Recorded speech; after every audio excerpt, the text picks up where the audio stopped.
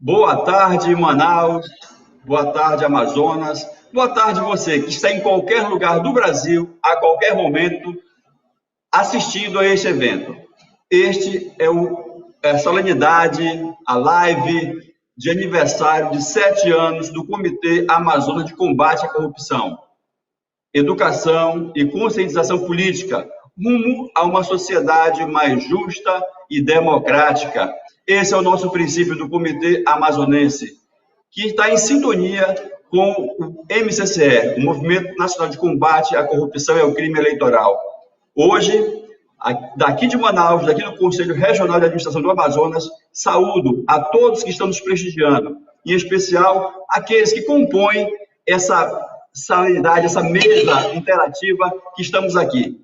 Eu vou chamar rapidamente os colegas que irão participar desse evento, cada um vai dizer o seu nome, a sua saudação inicial, e depois teremos aí a fala desse momento muito comemorativo e muito combativo também que vivemos no Brasil, tá certo? Então, vamos lá. Cadê o nosso coordenador, eterno coordenador, Carlos Santiago? Boa tarde, Santiago. Boa tarde a todos e a todas. É uma felicidade enorme estar aqui e vai ser uma discussão muito boa, num momento muito importante do comitê, aniversário de 7 anos do comitê. Boa tarde, Luciano Caparrós, representante do MCCE Nacional. Seja bem-vindo conosco, amigo. Boa tarde, Inácio, a todos os amigos do Amazonas e do Brasil e do mundo. Estamos aí em sintonia pela internet. É uma honra estar com vocês para a gente poder comemorar esses 7 anos do Comitê Estadual do Amazonas de Combate à Corrupção Eleitoral. Vamos lá. E temos entre nós uma pessoa muito querida, a nossa presidente do Conselho Federal de Economia, doutora Denise. Boa tarde. Boa tarde, Inácio. Boa tarde a todos que estão nos assistindo. É um prazer e uma alegria imensa estar aqui comemorando 7 anos, parece que foi ontem, e esperamos ter aí uma live bastante produtiva. É isso aí. Meu querido amigo Manuel Júnior, conselheiro federal do CFC, Conselho Federal de Contabilidade, representando o Amazonas. Boa tarde, meu querido. Boa tarde, meu querido e eterno presidente Inácio. Boa tarde a todos que compõem essa mesa virtual. É um prazer e uma honra fazer parte da família Comitê Amazonas de Combate à Corrupção.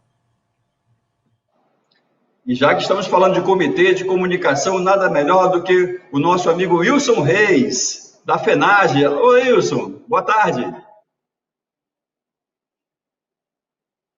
Colegas, é um prazer estar aqui com todos e saber que 7 anos, né, de história, de luta, a gente vai tentar resumir um pouco do que foram, né, esses 7 anos nesse momento e apontar, vamos dizer assim, questões importantes para o futuro da sobrevivência do próprio comitê e do trabalho importante que ele realiza em função da sociedade. É isso aí, meu caro. E aí, representando aqui também os nossos amigos do Ministério Público Estadual, doutor Flávio Mota. Boa tarde, doutor Flávio. Boa tarde, Inácio. Boa tarde a todos. Quero dizer que é uma satisfação muito grande fazer parte desse evento que, além de marcar os 7 anos do Comitê do Amazonas de Combate à Corrupção, também presta uma pequena homenagem ao saudoso arcebispo Dom Sérgio Castriani.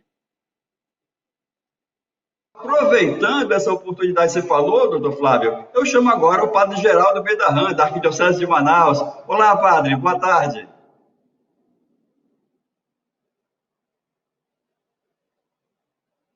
Inácio, boa tarde a todos. É uma alegria, desde 7 anos, a Arquidiocese participar do Comitê de Combate à Corrupção Eleitoral. O comitê é sinal de esperança. E agora, nessa live, tenho a alegria de homenagear Dom Sérgio, que também fazia parte desse comitê. Creio que ele está torcendo por nós para que a luta possa continuar. Muito obrigado, padre, pela presença de todos aqui. Eu quero agradecer ao presidente Martinho Azevedo, do Corecon Amazonas, que está nos cedendo essa sala virtual para que possamos realizar esse evento. Pessoal, para vocês que nos acompanham nesse momento e vão nos assistir em outros momentos, esse comitê existe há 7 anos e prima pela democracia, mas não é aquela democracia que se ouve falar, mas a democracia vivida, praticada, onde todo cidadão, toda pessoa seja ouvida, seja contemplada em seus anseios. Combater a corrupção e ao Caixa 2 não é uma atitude fácil, não é uma medida fácil. Por isso que aqui desse comitê são instituições sérias, responsáveis, que não são as pessoas somente, mas são as instituições com as pessoas. E aí, ao longo dos anos, foram chegando os novos parceiros. O próprio CRA Amazonas ingressou nessa caminhada, nesse comitê ao longo da caminhada, e se sente muito orgulhoso de estar aqui. Então, cada um dos aqui presentes, representando suas entidades e falando do comitê, e nesse momento de muito congraçamento que nos reunimos por um objetivo e lembrando de uma pessoa muito querida para todos nós, Dom Sérgio. Então, cada um de nós, de vocês aí, irá fazer o seu pronunciamento, terão 6 minutos para falar, tá certo? E eu vou aqui orientando no tempo de 6 minutos. Em seguida, nós teremos uma homenagem muito carinhosa, muito especial, que será feita também pelo Padre Geraldo, tá certo? Tá combinado assim? Então, eu vou começar essa rodada virtual de bate-papo, de conversas, dessa solenidade que para nós é muito rica, com o nosso coordenador, Carlos Santiago. Carlos, é com você. Olha, o Inácio, eu estou muito feliz em participar dessa live.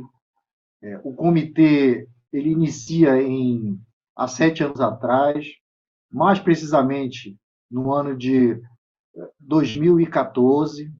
O comitê começa como um comitê de entidades a favor da reforma política popular. É um comitê que faz coletas de assinatura para o projeto de reforma política popular. Por exemplo, já naquela oportunidade, a nossa proposta de reforma política defendia o fim do financiamento empresarial de campanha, defendia, por exemplo, mais participação da mulher na política, mais participação dos negros, maior participação dos indígenas. Quer dizer, nós defendemos um sistema político pluripartidário, mas, acima de tudo, inclusivo. E aí, esse foi o nosso primeiro grande desafio. Em 2016, estou me falando isso em 2014, que foi quando começou o comitê.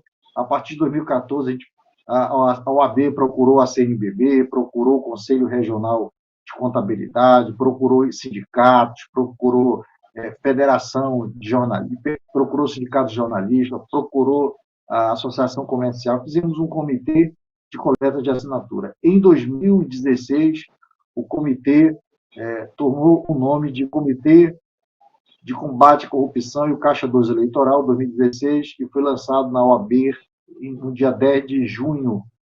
Naquela oportunidade, até o Marlon Reis, que é um dos grandes idealizadores do MCCE, esteve presente no evento, participamos. E, em 2017, o comitê já fizemos uma ação muito efetiva nas eleições, né? O comitê não era mais um comitê de coleta de assinaturas para um processo de reforma política, mas era, acima de tudo, um comitê que denuncia, que questiona, que investiga a questão das eleições, defendendo naquele momento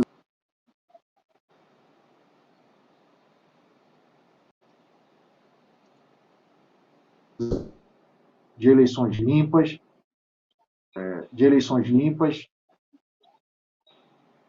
Em 2017, começamos a homenagear as pessoas que participam do comitê e também os colaboradores.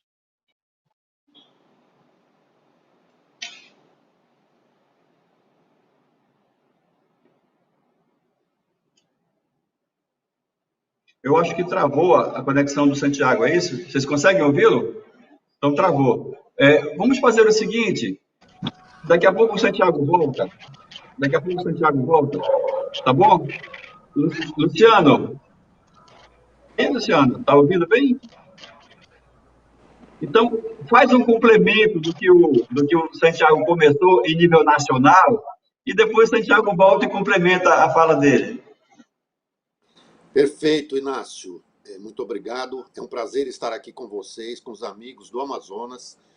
Vocês estão no nosso coração. Eu já estive várias vezes aí em Manaus visitando a todos, então quero cumprimentar meus colegas aqui da bancada, o Carlos Santiago, a Denise, o Manuel Júnior, o Wilson Reis, o Dr. Flávio Mota e o Padre Geraldo Benarran. Esse trabalho do Movimento de Combate à Corrupção Eleitoral é um trabalho importante para a sociedade. Nós começamos lá atrás com a Lei 9840, a Lei contra a Compra de Votos, em 1999, que foi aplicada pela primeira vez na eleição de 2000. Com isso, nós começamos a fazer esse trabalho junto com a CNBB, a OAB e outras organizações. Hoje o MCCE já compõe 74 organizações nacionais que apoiam o trabalho do MCCE. Todo esse trabalho é voltado exatamente para buscar um equilíbrio no processo eleitoral, o combate à corrupção de forma geral. São vários os trabalhos que o MCCE desenvolve, além das 2 leis de iniciativa popular. Também conseguiu alcançar, como disse o Carlos Santiago, no trabalho que fizemos na tentativa de uma ampla reforma política, conseguimos afastar o financiamento empresarial através de uma ação direta de inconstitucionalidade, afastar as doações que ficavam escondidas dos partidos, né, da transparência. Então, sempre foi esse trabalho e acho que nós temos conseguido êxito nessa jornada. Como disse você, Inácio, esse é um trabalho muito difícil, é um trabalho voluntário, todos nós trabalhamos sem receber nada. Eu estou lá na direção nacional do MCCE como voluntário, a gente faz um trabalho muito interessante, porque gosta, porque é apaixonado pelo país, pelas causas que nós fazemos. Então, meu respeito, minha admiração e meu agradecimento a todos do Amazonas que trabalham. Eu acompanho, eu já sou quase um amazonense, de tanto que eu acompanho os grupos, eu sou colocado em todos os grupos, tenho uma participação ativa, sei tudo o que acontece no Amazonas, conheço todos os políticos, governador, prefeito, deputado, conheço todo mundo, acompanho tudo o que acontece aí e gosto muito de acompanhar, me solidarizo com todas as dificuldades que nós passamos nesse momento por conta da pandemia, né? Embora seja um momento festivo, a gente precisa fazer esse registro, porque é um momento triste do mundo, especialmente do nosso país, e não foi diferente no Amazonas, né? Então, a nossa solidariedade, nós já fizemos, inclusive, campanha do MCCE para Manaus, sim, durante aquele período difícil, demonstrando o nosso carinho e nossa admiração. Então, todo o respeito e todo o agradecimento pelo trabalho que vocês desenvolvem aí. Nós estamos sempre juntos, damos todo o apoio possível, com as estruturas que nós temos, com as dificuldades todas. Inácio sempre foi parceiro, com o Conselho de Administração nos ajudou, tem nos ajudado. Então, vocês todos são grandes colaboradores. Eu preciso deixar aqui também a minha homenagem a Dom Sérgio. Tive a oportunidade de estar com ele, de conhecê-lo e acompanhar todo o apoio que ele sempre deu, que a Arquidiocese sempre deu para o movimento. Não é diferente no Brasil todo, com a CNBB, com todos os estados e o apoio que a gente recebe, né? Então, quero, em nome aqui do Padre Geraldo, render as minhas homenagens a Dom Sérgio, mandar meu abraço também para Dom Leonardo, que sempre foi nosso parceiro também, quando esteve na CNBB, deu um grande apoio para o Comitê Nacional e, com certeza, faz o mesmo aí no Amazonas. Então, eu quero deixar aqui meu abraço para vocês. Nós temos grandes desafios, vivemos momentos difíceis do Brasil, não só por conta da pandemia, mas também por conta da economia, por conta da política, todas as dificuldades. E eu acho que a gente tem que ter olhos abertos, muita determinação, muita coragem, que eu sei que não falta para o Comitê do Amazonas. Vamos ter desafios grandes pela frente, temos eleições no ano que vem, precisamos estar preparados para enfrentar esses desafios no combate à corrupção, contra a compra de votos, com a lei da ficha limpa, os ataques que nós estamos sofrendo no cenário nacional da lei da ficha limpa, na própria reforma política que se desenha no Congresso, com retrocessos que são muito ruins para a nação e para o processo eleitoral. Estamos atentos, trabalhando, vigilantes, e esperamos que a gente consiga barrar os retrocessos e, quiçá, que a gente consiga ter algum avanço que possa melhorar a qualidade de vida dos nossos irmãos, que possamos diminuir a desigualdade que afeta o nosso país e traz tanta desolação para todos, e que a gente consiga sair dessa pandemia com vida, né? Nós que já perdemos grandes amigos, inclusive aí no Amazonas, né? A gente acompanha essas perdas todos os dias, que a gente possa ter saúde, que a gente tenha essas bênçãos de sobreviver a essa terrível pandemia, e que a gente consiga continuar nessa luta, que é uma luta não só nossa, mas é uma luta do país, do Brasil todo, em que estamos aí irmanados, e que a gente tenha força para continuar essa sinergia e buscar os grandes resultados que nós precisamos. Então, eu deixo aqui o meu abraço afetuoso, o meu carinho e admiração pelo trabalho de vocês. Parabéns ao comitê. Obrigado, Luciano. Te agradecemos muito. Duas coisas eu te digo. A primeira, que esse reconhecimento, essa parceria do MCCE Nacional, fortalece e nos motiva a continuar nessa jornada do Comitê Nacional. A outra é que você já é um quase cidadão amazonense. Eu só não vou propor um título para você, porque está dando confusão aqui, sabe? Tem pessoas que recebem título depois da prova. Está uma confusão, tá bom? Santiago, você teve um problema de conexão, então você tem garantido 4 minutos para falar. E eu quero combinar com vocês o seguinte: quando faltar 1 minuto, eu vou fazer isso aqui, ó. Já sabe que falta 1 minuto, tá bom? Tá combinado? Santiago, travou de novo, Santiago? Acho que o Santiago travou de novo. Tá, daqui a pouco ele volta. Doutora Denise, é uma honra tê-la conosco. A parceria do Conselho Federal de Economia, do Conselho Regional de Economia do Amazonas, tanto que nos cede essa sala virtual para podermos fazer esse momento solene para nós, para a sociedade brasileira. Por favor, gostaríamos de ouvi-la.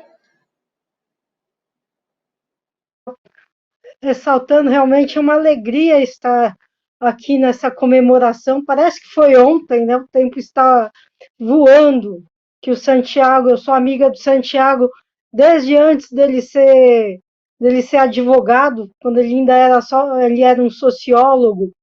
Mas, enfim, nós recebemos o convite com bastante alegria, e o Conselho Regional, acredito que foi o primeiro Conselho de Economia a se agregar ao comitê, aceitou a tarefa e se agregou aí, desde então participando em todos os pleitos eleitorais, né?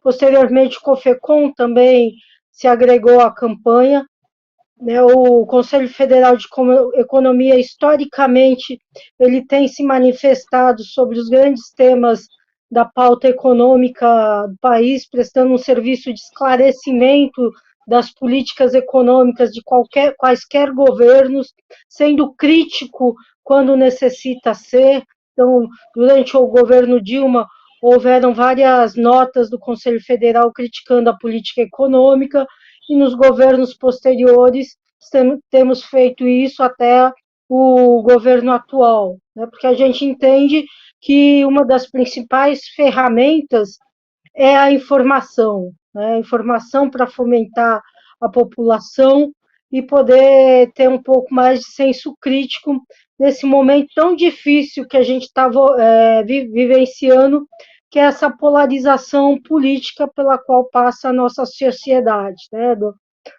Ou é A ou é B, ou é garantido, é caprichoso, não tem meio termo.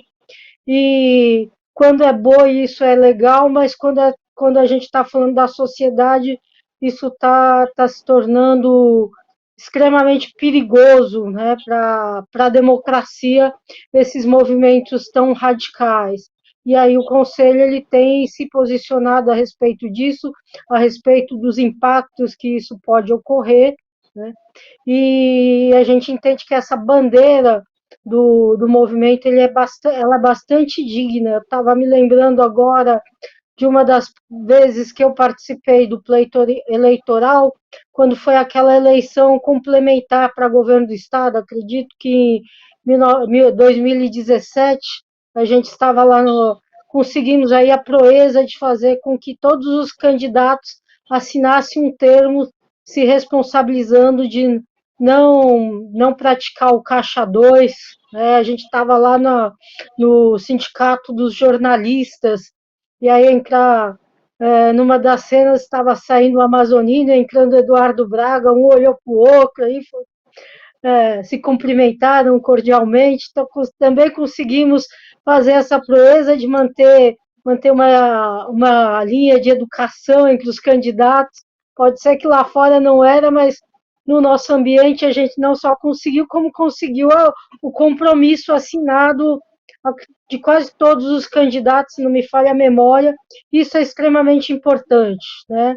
As boas práticas, elas jamais podem ser exceção, elas têm que ser a regra, né? Então, parece que hoje as boas práticas a gente valoriza porque não é todo mundo, mas deveria ser o oposto, elas têm que ser a prática e não a exceção.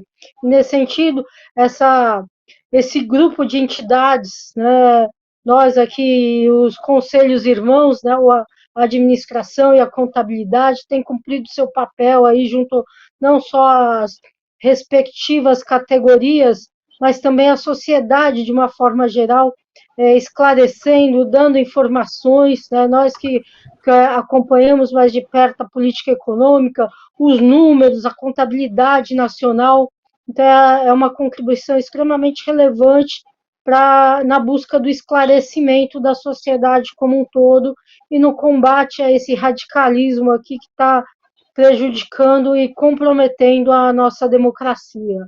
Mais uma vez, muito obrigado. Quero agradecer principalmente ao meu amigo Carlos Santiago, que abriu essa porta não só para mim, mas como para a minha entidade, para todos os economistas aí. Esperamos seguir juntos aí, somando todos nessa luta aí. Muito obrigada.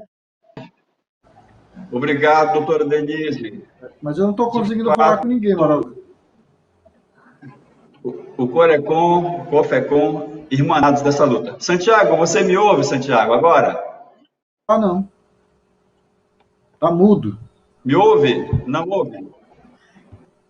O Santiago não está ouvindo. Então, vamos fazer o seguinte, enquanto o Santiago não nos ouve, eu quero aqui, nesse momento, aproveitando essa fala da doutora Denise, também saudar a conselheira, vice-presidente do Corecon, Michele Aracati, que está nos acompanhando pelo YouTube, também Sabrina Santos, Joelma Oliveira, Manuela Colares, Manuel Júnior também está aqui no YouTube, Arleon Stefanini, tem muita gente boa aqui, viu? Santiago, você está ouvindo? Eu quero conceder a você os 4 minutos que você tem para complementar a sua fala. Está ouvindo? Muito obrigado aí. Você está ouvindo? Sim.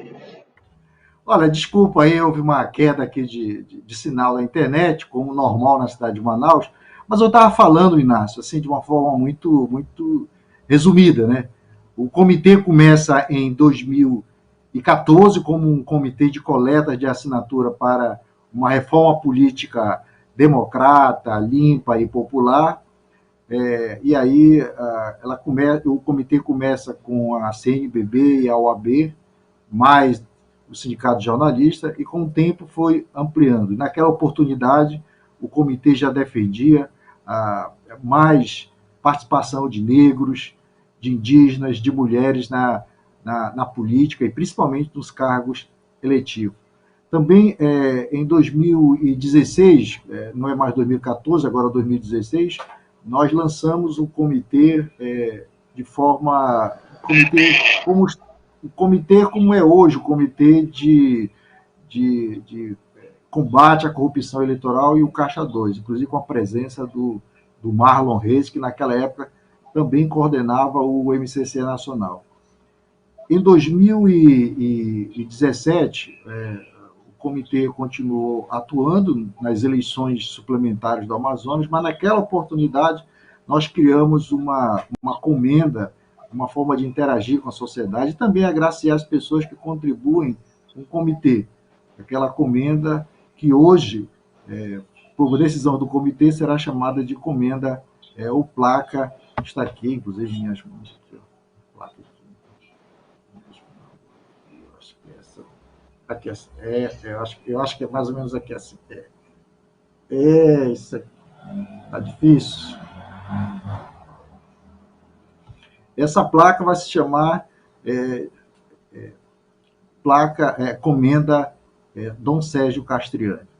Em 2018 tivemos uma decisão coletiva muito importante, que foi do comitê ser um comitê permanente, né? Não só o comitê das eleições, do combate à corrupção eleitoral, né, do Caixa 2, da fiscalização dos governantes, mas também um comitê que seria um comitê permanente na sociedade, no sentido de questionar políticas públicas, propor políticas públicas, fiscalizar e até denunciar os governantes, mas no novo formato, funcionando todos os dias do ano. Então, e agora, em 2021, o comitê mudou novamente, não de filosofia, mas de nome, agora é Comitê Amazonas de Combate à Corrupção. Então, é esse o resumo, e agradecendo a todos no sentido da participação, mas também no sentido da colaboração permanente.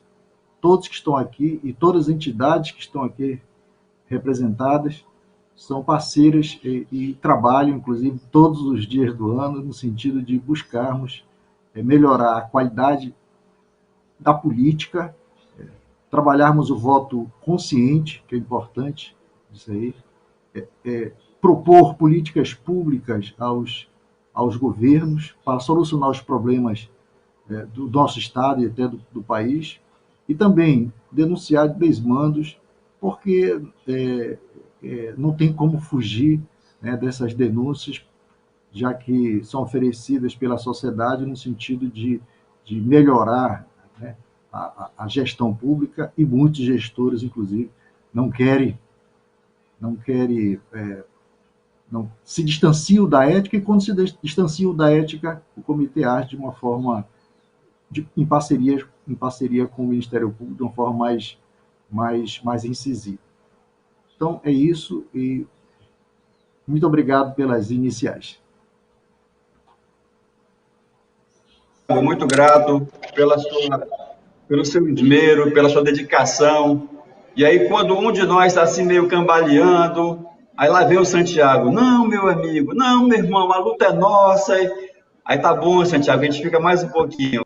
Quando vem outro, aí já dois se juntam. É assim, vida em comunidade, vida em sociedade, vida por objetivos. Ninguém nunca pode ficar sozinho. Não são, como eu disse, não são instituições, são pessoas das instituições. E isso é que nos fortalece. Muito obrigado, meu irmão, por seu apoio, pela sua dedicação. E eu vou passar a palavra a um outro grande amigo conselheiro. Mas antes, eu quero aqui de falar do conselheiro federal de contabilidade, eu quero falar da conselheira que está nos prestigiando, Lucilene Viana, conselheira do CFC. Você conhece o Manuel Júnior? É com você a palavra, meu querido.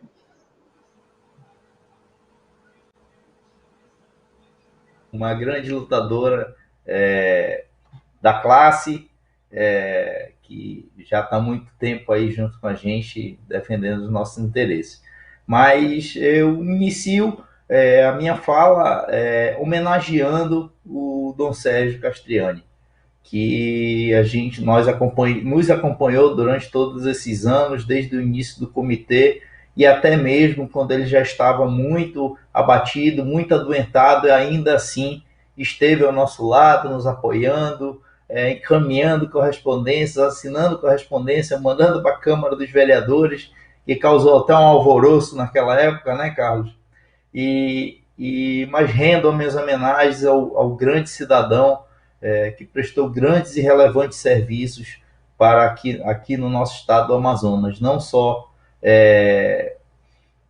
no âmbito do comitê, mas no âmbito espiritual, combatendo, levando alento através das orações, e de suas orações, com certeza, ele cuidou de muita gente aqui. Bom, falar do comitê, a gente se torna até suspeito, né? Que realmente nós iniciamos junto com o Carlos, com esse jeito cuidadoso que ele tem de, não, meu amigo, vamos lá, como o Inácio falou, agora recente, vamos lá, vamos trabalhar. Realmente é um trabalho hercúleo, é um trabalho muito difícil, que não é um trabalho de uma mão só. É feito a várias mãos, todos que estão aqui se esmeraram muito, né? Nós vivemos de um país que eu costumo dizer que está doente politicamente, extremado de uma forma que eu ainda não tinha visto, né? E a gente se sente até um pouco cansado, às vezes, de ouvir tanta notícia que a gente precisa filtrar aí, precisa buscar o auxílio do Wilson aí para nos orientar, para saber em que a gente tem que acreditar hoje, né? Mas o comitê trabalhou muito, tem buscado realmente fazer o papel dele, representando e lutando contra esse mal que eu digo que mata mais do que a guerra, que é a corrupção. A corrupção é uma doença que precisa ser tratada, extirpada, né? Infelizmente, me parece que muitos ainda não entenderam que não é esse o caminho. Não é esse o caminho. Eu acho que o caminho tem que ser um caminho onde haja entendimento, onde haja moderação, para que todos possam construir, ou pelo menos aqui no nosso entendimento, possa construir um país melhor, um país voltado para o crescimento, um país limpo, transparente, né? E que a gente tem visto acontecer ultimamente agora com o afrouxamento da lei de improbidade administrativa, que volta a facilitar novamente para todos os gestores as penas, enfim, uma luta contínua, né? E como o Carlos conversou comigo essa semana, eu acho que a gente precisa dar um outro tom para o comitê, talvez trazer o comitê realmente como uma entidade, dar uma personalidade jurídica para o comitê, dar uma força maior para a gente ter condições de combater com mais força, com mais fervor, porque o que a gente vê nesse país é que parece que existem gestores que não têm, talvez o perfume deles deveria ser óleo de peroba, que não tem vergonha na cara. A verdade é essa, porque muitos já foram presos, muitos estão sendo indiciados. Os exemplos que aconteceram durante a pandemia, no estado de calamidade, onde vários gestores lançaram a mão do dinheiro público para se locupletar, para corromper, né? Aqui nós temos exemplo de CPI estadual, agora está na CPI federal, que também a gente não sabe até que ponto aquela CPI, qual o resultado dela, se não é somente um palanque político. Mas uma coisa eu tenho certeza, meus amigos, que a gente pode fazer aquela história do passarinho, né, que estava carregando a água no bico para apagar o incêndio. E o outro veio dizer que, mas você não vai conseguir, mas eu estou fazendo a minha parte. E eu acho que a gente tem que continuar fazendo a nossa parte, porque esse é o nosso trabalho no Brasil. Parece que nunca vai acabar esse trabalho de combate à corrupção. Mas enquanto houver força, disposição de todos nós, a gente sempre vai ser uma chama para combater e extirpar da nossa sociedade esse mal chamado corrupção. Muito obrigado. Obrigado, Manuel Júnior, pela reflexão muito pertinente sua colocação. Deixa eu fazer aqui um parêntese, nesse momento festivo. O Comitê do Amazonas também já está semeando as suas pétalas em outros estados, por exemplo, no Mato Grosso do Sul. Eu tenho aqui o obrigado pela oportunidade do aprendizado, Arleon Stellini, de Mato Grosso do Sul. Então, Mato Grosso do Sul também, seja você também, Arleon, um multiplicador da boa política, dessa bandeira do comitê. E eu não posso deixar de falar aqui um carinho especial da Michele para a doutora Denise Casama, mandando um abraço para a senhora, doutora, viu? Maravilhosa, enfim. Aquela coisa que a Michele gosta de fazer, de tratar bem as pessoas que ela ama. Flávio Silveira também está aqui. Parabéns ao comitê da Lucilene dizendo para a gente aqui. Elaine, parabéns. O Lenilson, parabéns ao doutor Carlos pela integridade do trabalho. Também tem aqui, antes tinha a Marilene Freitas saudando, parabenizando essa homenagem que nós iremos fazer a Dom Sérgio. O Ebert também está aqui nos prestigiando. Enfim, nesse momento solene, temos sim que fazer ecoar a boa voz da democracia. E nada melhor do que a Federação Nacional do Jornalismo, na pessoa do nosso amigo Wilson Reis, para falar disso. Wilson, é com você. Oi, amigos, amigas.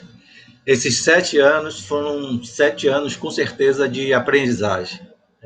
Se nós fôssemos tirar uma fotografia nesse momento, eu tenho certeza que valeu e está valendo até esse momento o esforço que cada companheiro, cada companheira de entidades diferentes da sociedade civil vem prestando na ação do comitê, e eu acho que isso é importante. A gente conseguiu enxergar que sozinho não conseguiríamos fazer muita coisa, e ter esse link com o movimento de combate à corrupção a nível nacional, nos deu muita força. E aí parabenizo na figura do Luciano Caparrós essa ação, do próprio exemplo que dá o advogado Marlon Reis em relação ao trabalho que continua fazendo, e a gente tem acompanhado isso no nível nacional, e isso tem desdobramento e tem significâncias em relação ao momento que a gente está vivendo, ou seja,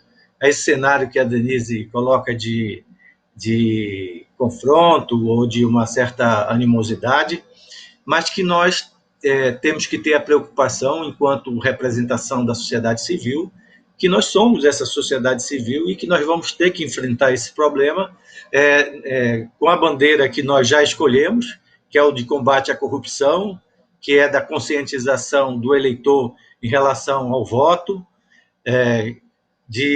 da educação política em si, né, vamos dizer assim, independente que aquela proposta inicial da reforma política ainda é uma bandeira de luta, está em desenvolvimento, mas eu quero destacar a importância daquele momento, do primeiro passo que foi dado na hora que a gente resolve criar, ou seja, nós tínhamos uma avaliação de cenário local, uma avaliação do cenário nacional e buscamos apoios.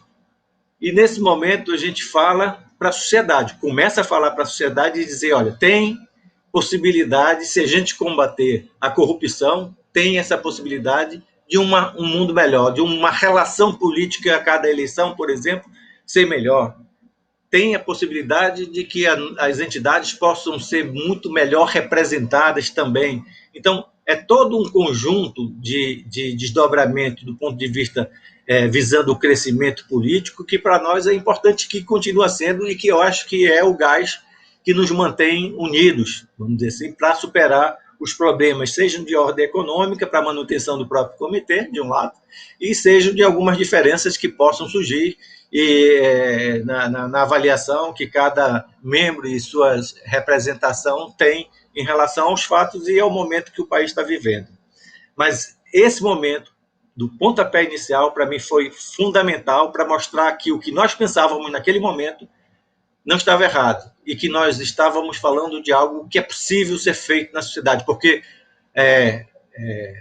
a incredulidade, a gente sente no senso comum, é muito grande e a gente precisa vencer. É por isso que a proposta do Comitê de Conscientização ela permanece. A proposta de educação, através de palestras, de outras ações, permanece. porque nós temos que fortalecer esse canal com a sociedade, especificamente com o senso comum. Porque, infelizmente, em relação à classe política, a gente continua vendo e se repetindo aquilo que nós continuamos a combater, a própria corrupção de uma maneira geral, o apadrinhamento, o nepotismo, e que por isso vamos continuar nessa trincheira. E eu gostaria de destacar também o papel, e aí puxando a brasa um pouco para a sardinha dos profissionais jornalistas aí, do papel que a imprensa nacional, e através dos profissionais jornalistas, tem tido durante essa pandemia. Quando a gente fala que vidas importam, né, importa mesmo. O valor da vida não dá para mensurar. E no momento em que os profissionais jornalistas, através da Federação Nacional dos Jornalistas, aqui através do Sindicato dos Jornalistas Profissionais no Estado do Amazonas, não só cobrem os fatos do dia a dia, mas se defrontam contra as fake news, que tenta, na verdade, ao invés de levar a informação, levar a desinformação a respeito da própria pandemia. Nós estamos fazendo uma parceria direta, sem ser feito nenhuma declaração de forma objetiva, com aqueles trabalhadores da saúde, aqueles que estiveram e que estão lá nos hospitais na luta contra o coronavírus e contra a Covid-19, que é a doença.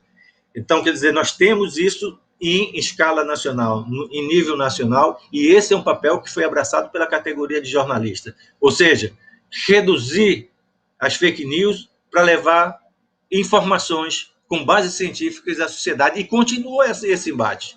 Esse embate não terminou.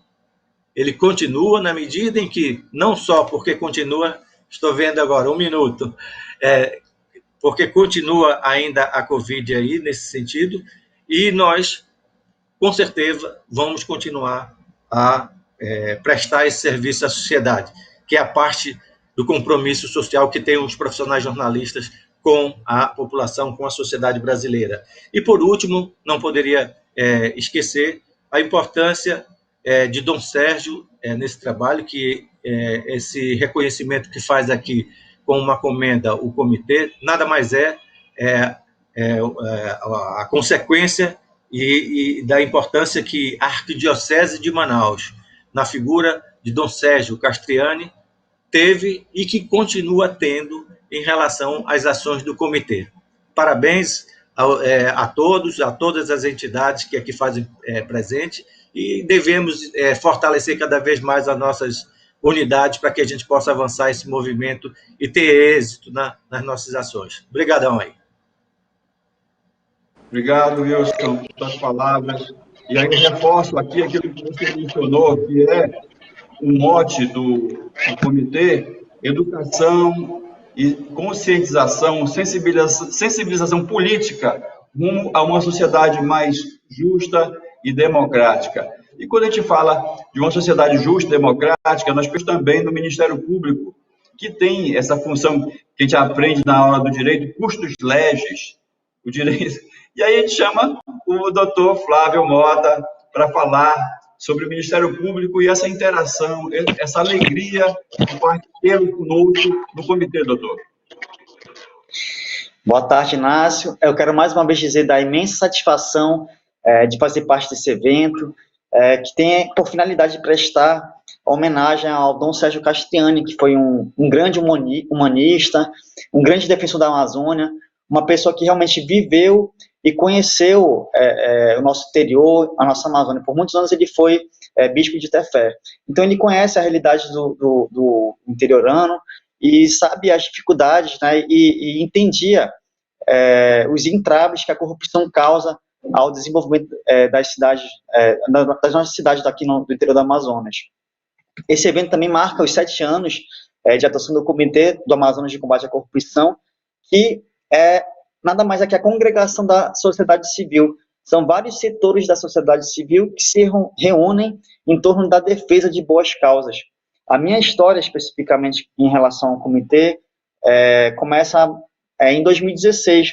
Naquele ano era um ano de eleições municipais, E a gente, como promotor de justiça, começou a recepcionar várias denúncias, várias demandas de setores da sociedade lá de Parintins, né, dos conselhos de saúde, dos conselhos de educação, reclamando e apontando várias falhas, vários desvios e desmandos que estavam acontecendo.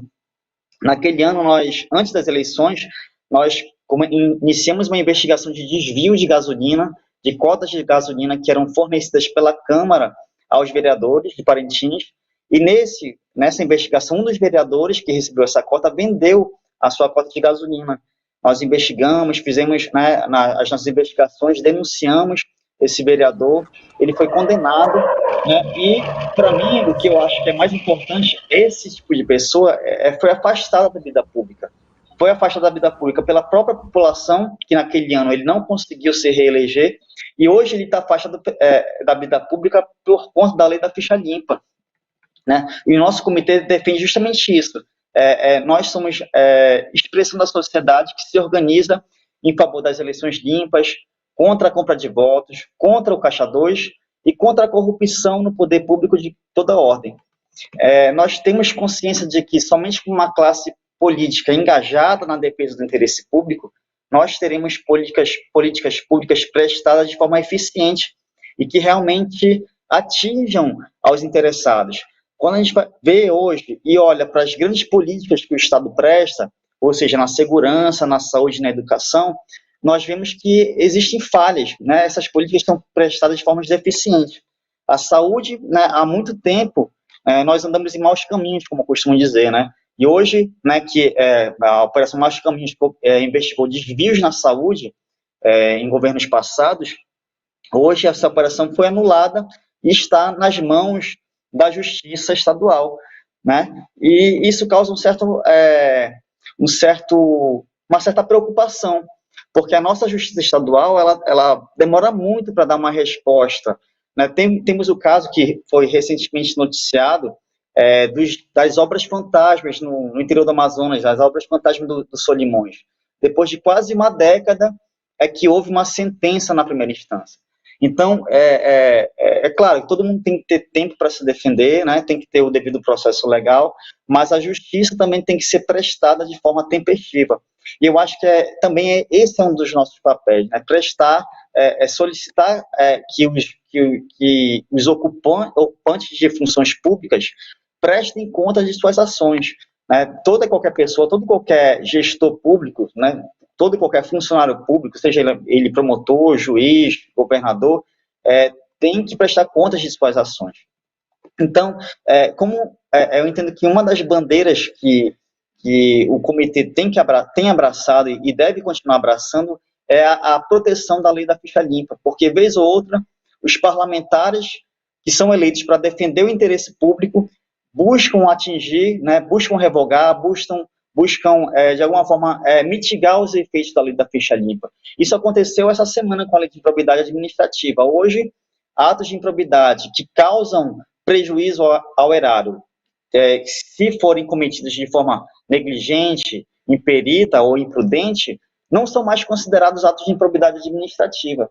Isso é ruim para o interesse público. Isso vai fazer com que pessoas maus gestores, que deveriam ser afastados da vida pública, continuem na vida pública. Então, a gente vê isso como preocupante. Hoje, os nossos representantes no parlamento e no próprio executivo, né, em muitos casos, não demonstram zelo com a coisa pública. E essa situação seria muito pior se esses gestores, sem compromisso, fossem eleitos. Esses gestores, sem compromisso, que já foram condenados que já se enquadram na lei da ficha limpa, que não tem nenhum compromisso com o interesse público, sejam eleitos ou reeleitos. Isso é preocupante e por isso que a lei da ficha limpa tem que ser o nosso mote. Essas são as causas que o nosso comitê defende, são as boas causas, e além das causas serem realmente nobres, né, eu acho que eu me irmano a vocês aqui, ao Carlos, né, que faz um trabalho abnegado, né, à Arquidiocese de Manaus, na pessoa do padre Geraldo. A imprensa tem um papel relevante e fundamental para que as investigações avancem. Muitas vezes, nem toda denúncia de desmando, de desvio, chega ao Ministério Público. E muitas dessas denúncias costumam chegar ao Ministério Público por meio da imprensa, através do trabalho investigativo da imprensa. Então, realmente, uma imprensa livre é um pressuposto para que nós tenhamos políticas públicas prestadas de forma eficiente, que é o que todo mundo busca, que todo mundo espera. Hoje, nós, que compomos a sociedade civil, temos instrumentos para fazer, né, para fiscalizar, fazer essa fiscalização social. Nós temos a Lei de Acesso à Informação, por meio dela a gente pode buscar qualquer documento ou dado ou informação pública, né, e sem que quem esteja demandando essa informação justifique ou verifique a pertinência disso, mas também nós temos a Lei dos Portais da Transparência. E se a gente vai verificar hoje os portais da transparência dos municípios, nós verificamos que muitos deles estão desatualizados, o que impossibilita o controle social, esse controle social que a gente está se referindo. Então, eu quero mais uma vez agradecer a você, Carlos, ao Luciano, a você também, Inácio, ao convite e a oportunidade de estar ombreando lado a lado com pessoas tão valorosas na defesa de causas extremamente nobres. Muito obrigado. Obrigado, doutor Flávio. A sua presença entre nós engrandece o comitê, assim como também do Cássio Clay Farias, nosso querido doutor Cássio, que está aqui também nos prestigiando, o João Carlos, o Leonardo Dias, fala aqui muitas palavras lindas, reverenciando Dom Sérgio, e o comitê também, Gabriela Romero, verdade, falando sobre Dom Sérgio. Luciano, você ouviu que o doutor Flávio falou das obras fantasmas. Você e eu temos um desafio, hein? Eu não esqueci. O Luciano me fez uma provocação ano passado, há 2 anos atrás, eu não esqueci, de um trabalho que o MCCE fez, o Luciano, não sei se já estava no MCCE, fez, de identificar nos municípios, com a ajuda da população, isso é importante, a participação da população, obras fantásticas, obras que levaram um prejuízo muito grande ao erário e principalmente à sociedade. E foi feito um documentário, não pode dizer que foi lindo, porque é trágico ver tudo aquilo, mas muito bem trabalhado. Viu, Luciano? Não esqueci, e o Comitê do Amazonas quer abraçar essa causa. E por ser uma causa social, uma causa que tem muito do povo, eu chamo para falar agora Padre Geraldo. Olá, Padre Geraldo. Suas palavras agora para nós. Olá, boa tarde a todos, especialmente aos nossos internautas que estão nos acompanhando. Como vocês estão observando, eu sou o último a falar, né? Então, os últimos serão os primeiros. E é nessa perspectiva que eu gostaria de recordar uma imagem para o comitê, uma imagem de uma figura humana assim, muito responsável, que seria a figura da mãe. Claro, uma mãe responsável. Eu fico imaginando que uma mãe, ela, se for responsável, ela vai procurar sempre acompanhar, educar, dar carinho, dar amor e, às vezes, puxar a orelha dos filhos e das filhas. Eu quero usar essa imagem para dizer que o comitê é essa figura de mãe, uma mãe responsável. Ou seja, se a mãe disser, eu não vou falar mais nada porque esses meus filhos não têm mais jeito, eles fazem muita molecagem, fazem coisas, pegam as coisas indevidas, etc. Eu diria a mesma coisa. O comitê nunca poderá desanimar, no sentido de que ele não pode deixar de agir e de falar.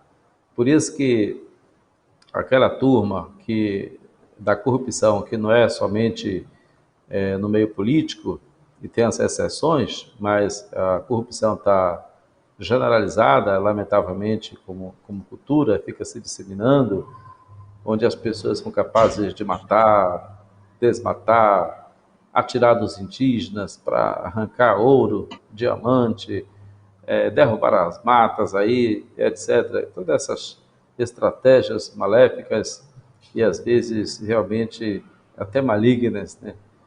Até diabólicas, que vão arrebentando com a natureza, com as pessoas, associações, organizações criminosas, que se associam também à política e a outros poderes. Então, o comitê, ele torna-se essa mãe responsável no sentido que tem coragem de dizer, olha, tem uma legislação, tem um Estado de Direito, você não pode ter esse Estado paralelo. Então, o Carlos sempre fica madrugando fazendo as peças, quando chegam as denúncias, e coloca ela no grupo e a gente analisa, é ou não é? Será que isso aqui tem sentido? Então vamos pedir para os nossos colegas advogados analisar. Agora, recentemente, chegou essa denúncia da turma que pegou dinheiro público, essa é uma coisa descarada, né? Uma cara de pau que aconteceu aqui, pegaram o dinheiro de emendas e compraram aí milhares de cestas básicas, e se eles entregassem para os pobres, aí tudo bem, no silêncio, né? Mas eles botaram as fotografias deles, o nome dele, tudo. Mas fizeram uma coisa feia e foram entregar, tiraram foto e publicaram em todo lugar, dando publicidade. E aí a gente fala, isso não é possível, isso acontecer. Então o comitê, como essa figura de mãe responsável, ela vai ser chata, no sentido que não vai concordar com esse modo de agir. Quer dizer, em tudo isso, a gente vê que nós estamos vivendo várias crises, né? Uma crise antropológica. Quer dizer, o ser humano precisa ser reeducado. E aí, se você pensar na educação desde familiar, comunitária e a educação realmente patrocinada pelo Estado, né, garantida na Constituição, a gente vê que não tem, está em crise mesmo essa situação aí. Mas nós temos que ter esperança. Daí, essa questão da economia, que tudo tem que ser... É importante a economia, né, para fazer crescer, ter produção, mas ela não pode ser só para obter o lucro. Era importante que pudesse obter também o desenvolvimento humano, onde as pessoas, né, sobretudo as crianças, os jovens e os idosos, tivessem oportunidades para ser mais felizes, né? Por exemplo, tendo a sua casa, tendo um salário digno, etc., tendo alimentação, todas essas coisas. Então, quando isso não acontece, é que uma coisa não está funcionando. Então, tem que ter comitê contra a corrupção, tem que ter outros comitês, a sociedade precisa se organizar ainda muito mais, porque a gente não pode deixar que governos ou governos passageiros, ditatoriais, acabe com a democracia. É outra parte importantíssima da crise, né? Então, o comitê é sinal de esperança, do diálogo, e ter a Constituição, e todo mundo que vai fora e tenta ser esperto, sobretudo roubando o dinheiro público, o comitê, quando possível, quando tiver as denúncias, a gente vai denunciar, a igreja vai apoiar, o processo vai apoiar, a CNBB já apoiou, continua apoiando tantas iniciativas, e o comitê pode ser sinal de esperança de que a sociedade pode mudar, né? A pessoa humana pode mudar, onde a gente tenha pessoas que sejam mais éticas, mais responsáveis, pessoas que respeitem o próximo, e para com essa ilusão que você encheu o bolso de dinheiro vai trazer total domínio, porque você tem poder econômico, ou político, ou religioso, ou da comunicação. Então, é muito importante o papel do comitê aqui do Estado do Amazonas.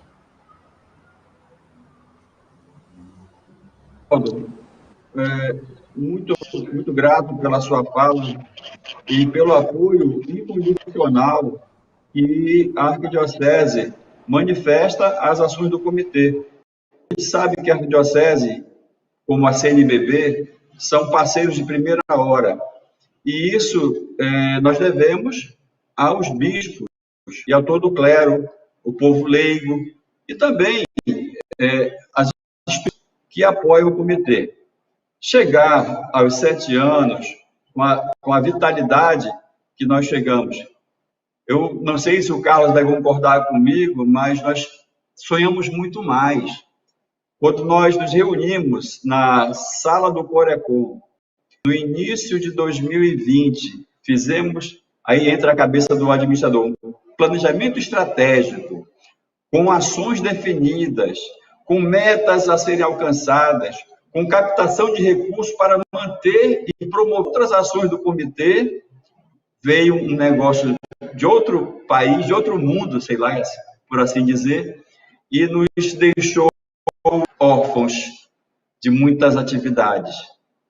Nos apoiamos nos outros, buscamos a tecnologia, buscamos a interação com a sociedade de forma diferente, e numa eleição suplementar, numa eleição municipal, no meio da chuva, alguns com Covid, inclusive eu não pude participar daquele panfletaço que teve, esses abnegados, esses guerreiros mesmo da democracia, foram para as ruas, dia de chuva, no mercado municipal e outros lugares, lutar pela democracia, pelo voto consciente. Então, essa é uma que, embora não estivesse presente, mas estava acompanhando com o coração, marcou muito para mim. Então, se tem uma imagem muito viva do comitê, é essa, e a outra é quando o Dom Sérgio recebe o quê? Naquela sala episcopal, na casa dos bispos, e lá manifesta sua adesão, com a fala baixa, com o corpo alquebrado, mas a mente muito viva. Padre Geraldo, nesse momento, eu gostaria que o senhor, e aí franqueio a palavra a quem desejar, trazer Dom Sérgio para a gente, em suas palavras, em suas imagens, no seu sentimento e orações. Por favor, Padre Geraldo. Será muito bom. Falar de qualquer pessoa, né, especialmente do Dom Sérgio, a gente não dá para a gente limitar. Vamos dizer que a pessoa é um cosmo, é infinito, tem muitas riquezas que a gente vai descobrindo e são infinitas. Pode até colocar aquela imagem aí que eu pedi. Então, eu escolhi, nunca vou esgotar a vida do Dom Sérgio, mas eu escolhi 5 pontos, inclusive para contrapor com a realidade. Primeiro ponto a gente via na pessoa de Dom Sérgio a compaixão e a ternura. Um homem de compaixão mesmo, de ternura com o simples, com o pobre, com as pessoas. Ele chorava. Lembro que nós temos uma experiência chamada Rede O Grito pela Vida, que trabalha diretamente com o tráfico de pessoas. É uma coisa terrível, né? Aqui em homenagem à irmã Rose, que trabalha com isso. É invisível. Quando a irmã ela fez o trajeto, né, pela estrada do tráfico de pessoas, depois trouxe o relatório, quando apresentou para ele chorava, né, porque vê aquela tristeza que não basta o tráfico, né, aí de tantas coisas ilícitas, mas o tráfico de pessoas, do órgão de pessoas. Então, é uma pessoa que tinha compaixão e ternura. E para se contrapor a isso, nós temos que olhar que o mundo vive uma brutalidade, né, nos relacionamentos terríveis. Aqui em Manaus, semana passada, houve brutalidades, houve incêndio, houve mortes, houve tantas coisas. E no Brasil também, eu diria que a maior brutalidade, a desumanidade, é chegar ao número de 500 mil pessoas mortas pelo Covid, que não deveria acontecer, porque houve negligência aí, né? Deveria ter algumas mortes, certamente, mas não dessa natureza que aconteceu. Por isso que eu destaco esse item aí da compaixão. O mundo está precisando de compaixão, de ternura e muitas outras coisas. Outro ponto, era um homem contemplativo, um homem que olhava para a realidade e conseguia ver, além da realidade, quer dizer, tem profundidade. Eu digo isso pensando também no mundo que a gente vive, que é um mundo superficial, né? A gente vive catando informações, e a gente vive das informações, inclusive a gente nem checa se aquelas informações são reais, são verdadeiras, às vezes são fake news, e às vezes a gente passa para frente essas coisas. Então o mundo da superficialidade, do discurso vazio, etc., né? Então, essa dimensão profunda da contemplação, da realidade, eu acho que é muito legal, serve. E do diálogo tão necessário, né, para todos nós. Ele realmente dialogava com todas as religiões. Ele visitou a mesquita, visitou a sinagoga, visitava as outras igrejas, dialogava com tantas as pessoas. Quer dizer, eu destaco esse ponto apenas para contrapor a realidade, né, que nós estamos vivendo num mundo de intolerância. O espaço, né, onde deveria ter diálogo seria, vou dizer assim, em todos os lugares da universidade, mas sobretudo aí na política, e às vezes tem ataques violentos, superficiais, quer dizer, não tem mais argumentos, mas tem ataques à vida das pessoas. Então, interessante essa dimensão que a gente não pode perder. Diria até da alegria. Eu diria que no comitê nós temos muita alegria quando ele se reúne para dialogar, tem um clima de fraternidade. Eu gosto muito disso. Não é porque eu sou cristão que gosto da fraternidade, eu acho que essa humanidade do coleguismo com o outro, até de brincar, dizer as coisas, é muito bonito, dá força para a gente enfrentar as dificuldades e os desafios. E Dom Sérgio é o homem da escrita, né? Carlos, uma vez eu tive que substituir Dom Sérgio escrevendo para o jornal, aí o Carlos leu o texto, ele gostou do meu texto, né? Mas ele falou, mas é impossível a gente substituir Dom Sérgio, né? Por causa da profundidade, né? Que ele tinha as palavras certas para colocar, então é um homem realmente que conseguia ver a realidade e pôr isso no papel de forma muito lúcida, muito tranquila e contagiante. Você sabe que ler, o texto tem que ser bastante atrativo, né? Senão fica chato. E a gente conseguia ler o texto dele até o final. E por último, embora ele nasceu lá em São Paulo, paulista, mas ele viveu muitos anos na Amazônia, então o homem da Amazônia, porque ele abraçou as causas aqui da Amazônia.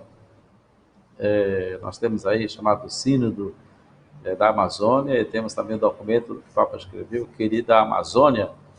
Ainda a Amazônia está aí nos olhos, né, para todo mundo ver, e a Amazônia já está arrebentada, está quebrada, tem visão pessimista, muito pessimista de cientistas da Amazônia, né?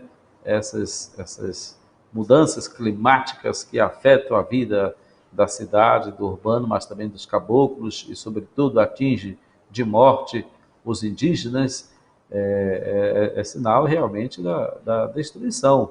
Então, eu sempre estava na defesa dessa causa, e nós temos que também defender essa causa da Amazônia, e sobretudo dos povos que amam a Amazônia. E está tudo ligado com uma visão que a gente tem, que é da ecologia integral. A gente não olha só na visão do ministro aí, derrubar madeira, vender madeira, ganhar milhões, fazer corrupção, mas uma Amazônia onde tem povos, tem pessoas, tem culturas, muitos povos indígenas, ainda tem muito preconceito também com essas populações. Então eu concluo aqui prestando essa homenagem, vamos dizer assim, não é a totalidade, são apenas alguns itens para encher os nossos olhos e os nossos corações, né? Um homem com compaixão e ternura, um homem contemplativo, um homem do diálogo, da escrita, e um homem que ama a Amazônia. E como o Inácio falou, poderá haver agora outras complementações ou até discordâncias, né, dessa visão. Ok, Padre Geraldo, essa sua menção a Dom Sérgio merece uma ampliação do aspecto não fraterno do padre, mas do irmão que conviveu com ele, que não é Santiago, mas o Santiago irá fazer. Santiago, fique à vontade. Inácio, o Dom Sérgio é tudo isso que o Padre Geraldo colocou, mas tem algo assim que me toca muito quando eu lembro de Dom Sérgio. Dom Sérgio era, acima de tudo, um homem muito esperançoso. O Dom Sérgio, ele tinha sempre uma palavra de esperança para transmitir, para tocar no coração daquela pessoa que ele procurava. Muitas das vezes, cheguei lá, como coordenador do comitê, como um dos coordenadores do comitê, com uma visão muito negativa do mundo, da política, da vida. E o Dom Sérgio sempre tinha uma palavra no sentido de colocar a esperança, de colocar a ideia de agir com esperança como uma mensagem positiva para a sociedade, para os brasileiros, para o Brasil. Então, quando eu falava para o Dom Sérgio que eu estava um pouco, me sentindo um pouco angustiado com a pouca representatividade das mulheres, por exemplo, na política, ele dizia: Santiago, eu já trabalhei no interior da Amazônia, no interior do Acre. Quando eu cheguei lá, 90% da população eram de pessoas analfabetas. Eu retornei lá um tempo atrás, e lá, inclusive, tem até uma juíza federal que veio de lá, do interior do Acre. No Tribunal de Justiça do Amazonas temos mulheres lá na corte. Naquela época, inclusive, tinha na corte do TRE.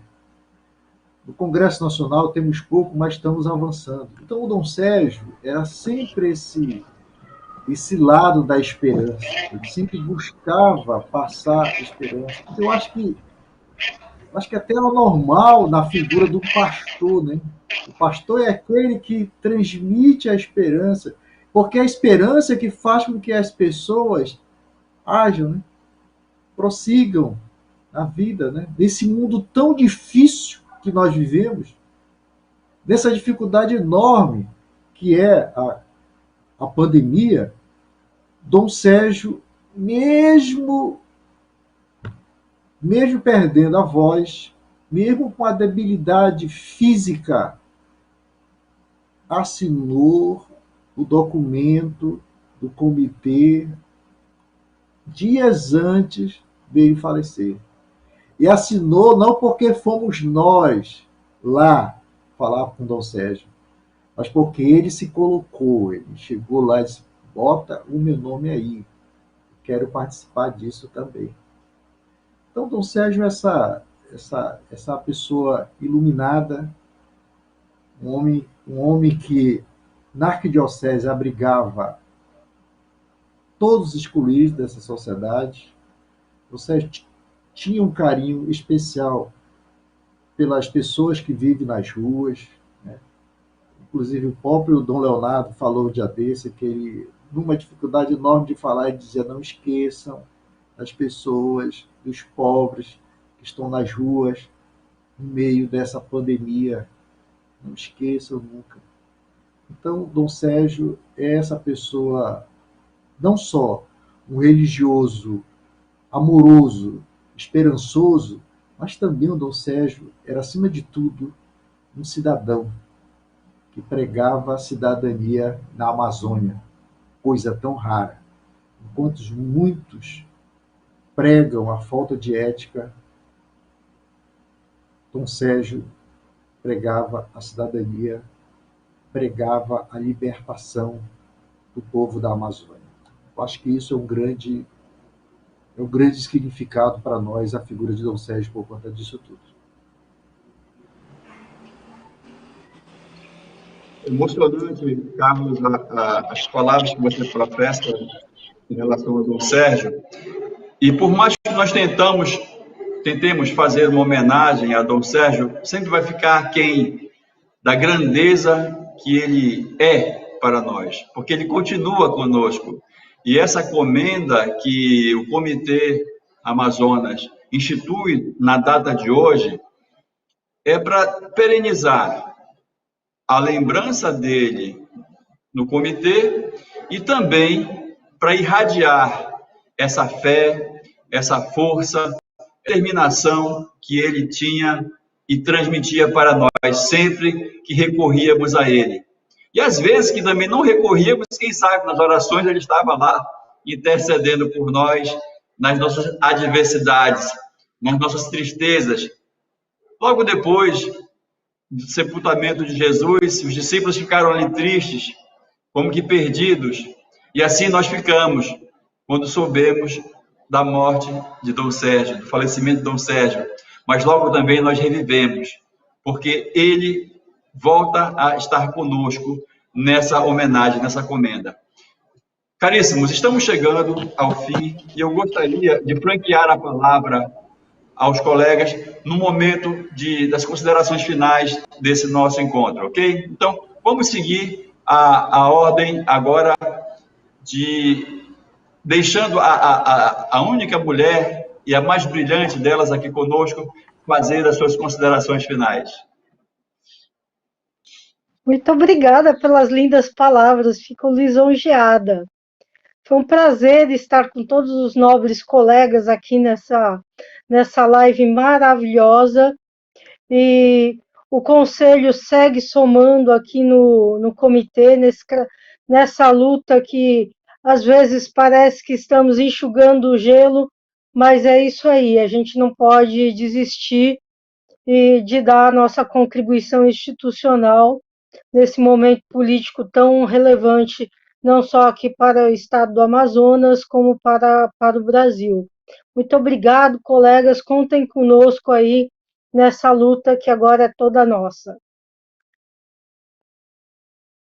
Manuel Júnior, pelo Conselho Federal de Contabilidade, faça sua fala, por favor. Obrigado, meu amigo Inácio. Bom, eu tenho um desejo. Eu tenho um desejo que um dia o comitê acabe. Que um dia não precisemos mais ter um comitê para combater a corrupção no nosso país. Né? E eu espero em Deus e em Dom Sérgio, que esteve do nosso lado e muito mais próximo de Deus, o nosso Senhor, continue nos iluminando, nos dando força, nos dando sabedoria e, sobretudo, muito discernimento para cumprir essa missão, eu entendo que é uma missão que é cumprida por todos, com muita boa vontade, com amor, né, simplesmente com a intenção de vermos um país mais justo, uma política mais limpa, para que todos tenham oportunidade, que a gente possa extirpar o abuso do poder econômico. Eu vivi uma campanha eleitoral e senti isso de perto, fazendo uma campanha honesta, e vi coisas acontecerem que é triste, né? Mas vamos continuar fortes, seguindo em frente, que com certeza um dia a gente vai, se não conseguir extirpar, mas pelo menos diminuir muito esse câncer que nós temos chamado corrupção. Obrigado, Manuel. Companheiro Wilson Reis, por favor. Eu só tenho a agradecer, né, e me sinto agradecido por ter todos esses colegas juntos. Espero de coração que a gente possa, nesse ano de 2021, né, já chegamos à metade dele, a gente possa avançar e trazer para dentro do comitê mais pessoas que possam contribuir, não só de representações diretas de entidade, mas pessoas que têm um compromisso social com a mudança diante do cenário que está colocado, que é bastante adverso à sociedade brasileira. O comitê segue o seu caminho. Acho que os 7 anos já nos dão uma maturidade para que nós possamos trabalhar as nossas diferenças nas percepções políticas, sociológicas, de uma maneira geral, sobre tudo que está acontecendo no país, para que a gente possa avançar. Se a gente conseguir fazer com que cheguemos às eleições de 2022 com um avanço nesse campo da conscientização, que se dá através da educação, do trabalho da conceituação, mas também da prática, eu me sentirei vitorioso, e eu acho que os colegas, de uma maneira geral, também, porque é preciso para que a gente possa avançar. Não se pode conceber um país que avançou bastante com a sua Constituição em 88, a chamada Constituição Cidadã, possa, nesse momento, dar seguidos passos atrás atrasando processos e atrasando os projetos de desenvolvimento necessários à nação. É essa mensagem que eu termino saudando a todos. Obrigado, Wilson. Doutor Flávio Mota, por favor. Esse também o convite, a oportunidade de participar. Se hoje foi uma tarde de comemoração, de relembrar a figura do Dom Sérgio, hoje a gente sai daqui com a esperança renovada, a esperança em dias melhores, esperança de que a gente pode fazer e tem o poder de fazer coisas, né, de forma a mudar a nossa realidade. Muito obrigado a todos. Obrigado, doutor Flávio. Luciano Caparrós, meu irmão, por favor. Obrigado, Inácio. Agradeço mais uma vez a oportunidade de estar aqui com vocês, comemorando esses 7 anos, recebendo essa energia positiva e boa, que nos dá força para poder continuar. Quero cumprimentar meu amigo Carlos Santiago, cumprimentar a Denise, o Manuel Júnior, o Wilson Reis, Flávio Mota e o Padre Geraldo. Falar para a Denise. Denise, nós estamos com o grupo de trabalho das mulheres. Sua participação é muito importante. Nos ajude lá, porque nós precisamos fortalecer a participação das mulheres na política e nos espaços políticos como um todo. Concordo e espero, como Manuel, que a gente possa acabar com o comitê, porque não existe mais corrupção e não existe mais esse tipo de problema.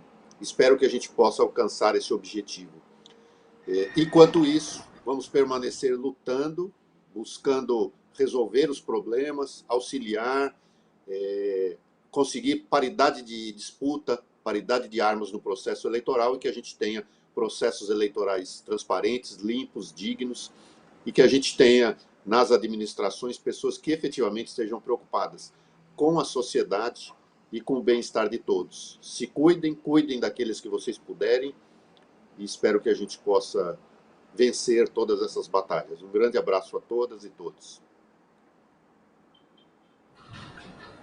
Obrigado, Luciano. Continue sempre conosco, que nós queremos continuar sempre com o Comitê Nacional, viu?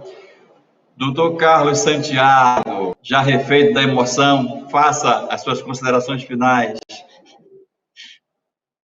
Eu quero agradecer imensamente a participação de todos, Denise, Manuel Júnior, Wilson, Luciano, você, Inácio, Flavinho, Padre Geraldo, todos que contribuem, né, diariamente com as propostas do comitê, com a filosofia do comitê, e também que vai fazer valer, né, a importância dessa placa, essa comenda Dom Sérgio Castriani. Agora, mais do que nunca, nós temos essa responsabilidade com essa placa que vai homenagear pessoas tão íntegras quanto Dom Sérgio.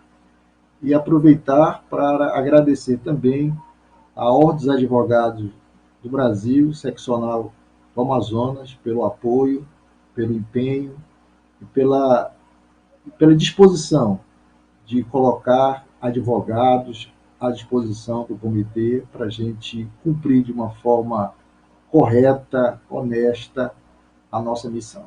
Muito obrigado e um beijo a todos aí. Santiago, você é um guerreiro.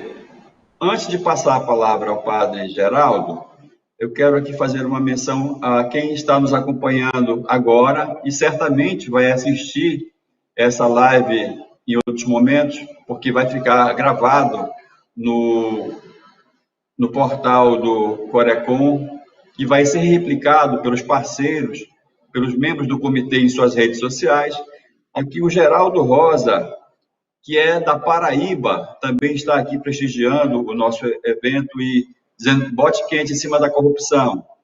Lucilene Viana, também a Eucilene está aqui conosco, Marinilde, avante comitê. É isso. Padre Geraldo, suas considerações finais e uma bênção ecumênica ao comitê e às pessoas que estão nos assistindo, por favor. Certo. Bem, eu acho que o comitê já é uma bênção muito especial, né? Porque tem muita disponibilidade, generosidade, e quando vem momento de angústia ou tristeza, tem a esperança aí citada pelo Santiago. Gostaria de agradecer todos vocês, mas especialmente aos familiares. Você sabe que por detrás de cada pessoa tem as famílias. Elas apoiam, elas ajudam, então muita saúde para elas. E a gente sabe também que tem o comitê, mas tem muitas outras instituições, simpatizantes, tem muitos membros, tem muitas pessoas que apoiam o comitê aqui na cidade, aqui no estado do Amazonas, e eles se inspiram e acreditam no comitê. Então, quero agradecer a essas pessoas que acreditam em nós, para que a gente possa ser sinal de esperança a muita gente. E, inclusive, tem político também que apoia e tem uns que têm medo também. Falando de família, olha aí a beleza aí. É linda. É linda, né? Então é isso aí. Tem a família também que dá força, né? Para que a gente possa continuar. E que Deus abençoe cada um de vocês, do trabalho, de saúde, sobretudo, para que possamos continuar até quando Deus quiser. É isso aí. Obrigado, então, a todos os companheiros. Quer falar, Santiago? Não. Obrigado, Fica na então, a bênção, todos que nos Santiago. acompanharam. A bênção, é? A bênção pelo Santiago. Isso, pela O saúde do Santiago, Santiago. ele tinha vocação para ser padre, porque agora ele... É, é Tá bom, tá verdade. bom. Obrigado, então, a todos que nos acompanharam aqui nessa comemoração dos 7 anos do Comitê Amazônia de Combate à Corrupção. O comitê não para, o comitê continua com as suas ações e em breve, nas nossas redes sociais, estaremos aí falando desse que o Comitê Nacional faz para a igualdade da participação da mulher na política, da compra de voto e da reforma política e muitas outras bandeiras que o Comitê Nacional e o Comitê do Amazonas estão apoiando. Então, todos juntos para sermos cada vez mais fortes e mais atuantes. Um grande abraço a todos, saúde! Obrigado, Corecon, por tudo. Presidente Martinho, um abraço.